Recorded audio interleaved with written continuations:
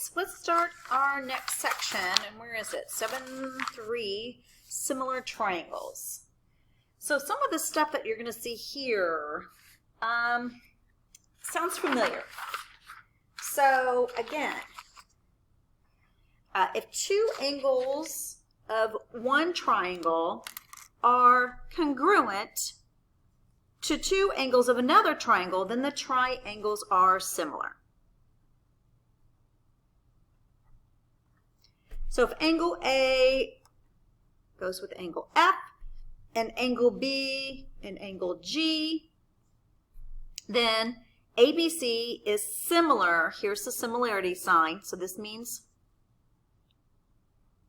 similar. Okay, not proportional, but similar. All right, so next, side, side, side. We've already talked about this. If two corresponding, so that would be the matching side lengths of two triangles, are proportional,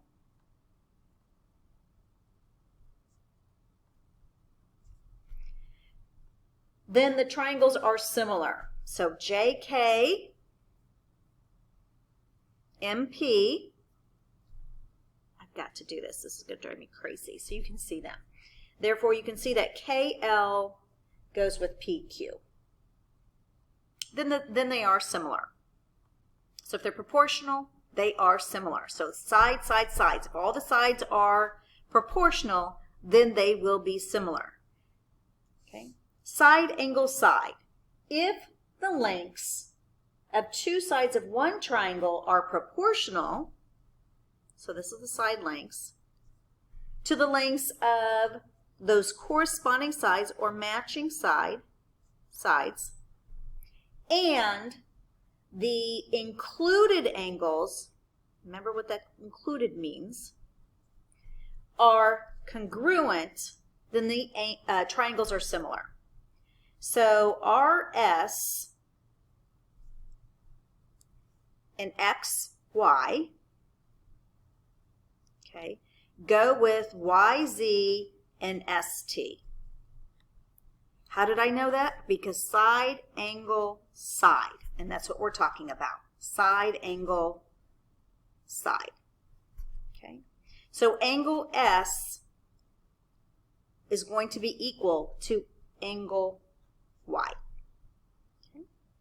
Reflexive, we know that. That just means this is equal to itself. Symmetrical is like the reverse. Transitive says that if this is equal to this and this is equal to this, that means AB is similar to this guy. Okay, flip over. So let's see what we can find out. So looking at this first one, are these similar? If so, why? Well, we got to figure out, because we don't know this other side. And the only reason to find this other angle value, is to subtract from 180, right? So 180 minus 58 minus 42 gives me 80. So he is 80. That means this guy is 58. So yes. So I'm going to say ABC is similar, and I'm going to match them up. So A goes with E, B goes with D, and C goes with F. Okay, next one. It's been a while since we've seen this, but since these two angles, since they are, what do I want to say? Vertical angles, they are congruent. If this is parallel to this, that means this angle is going to be the same as this angle, and that this angle is going to be the same as this angle. So this one would be side, side, side.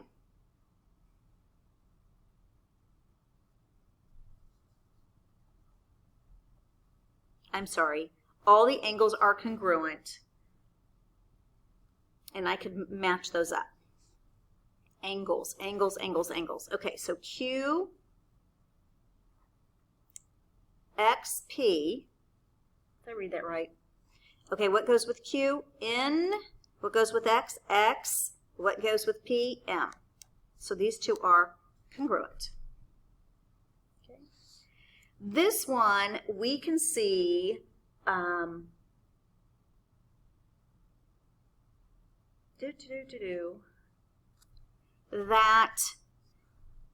we've got the triangle within a triangle. So I could say, can't be side, side, side because we don't know this one. But we do have this. So this one is 10 over 12. Is this the same as 15 over 18? And they both share that. So this is going to be side angle side if this works. And if I put these and cross multiply these, I get 180 here, and then 15 times 12 is also 180. So the sides are proportional. So that's how I did that. And then they share this angle. So side angle side. Or you could have done it with the 25, but I did it separately. Either way, you're going to get the correct answer. There's more than one way to solve these or to prove these. All right. So if RST, I'm going to have to do this, XYZ, are two triangles that RS goes with XY, which we know, and this is the scale factor, which of the following would be sufficient to prove the triangles are similar? So are we saying that this side is equal to this side and this side is equal to this side? So no angles. Can't prove it.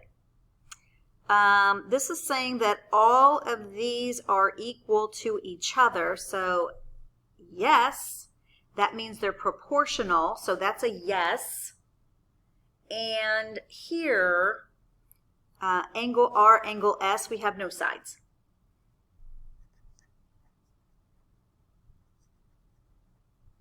Okay, so we have the 3 side, side, side on that one. Okay, D, I don't think RS, RT is equal to XY, XZ. So RS goes in RT, RS, RT. What goes with XY and XZ?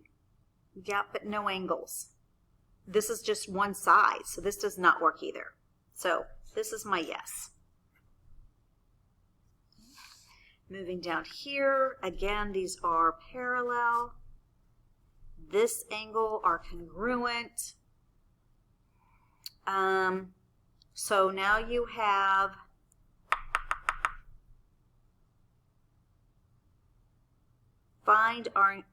they're not telling us that they are similar, but we're going to say they are similar. It's missing that, but I know they are. Okay, so how would you do this? How would you find RQ to TQ? Okay. I'm going to say x plus 3, so I'm going to take my small triangle over 4 is equal, the corresponding side would be 2x plus 10 over its side here. And we do know, since these are congruent, that the sides angle, angle, angle, angle, angle, and then we're going to do a side. Whatever. Because since these are parallel, that we know that these correspond. Okay, I'm going to keep going. So, cross multiply. 10x plus 30, because I just distributed that, and this becomes 8x plus 40. And solve for x. So I'm going to subtract 8x to get 2x. I'm going to subtract 30 to get 10. So x equals 5. Okay, so if x equals 5, that means 2 times 5 plus 10 equals 20. And this is 8.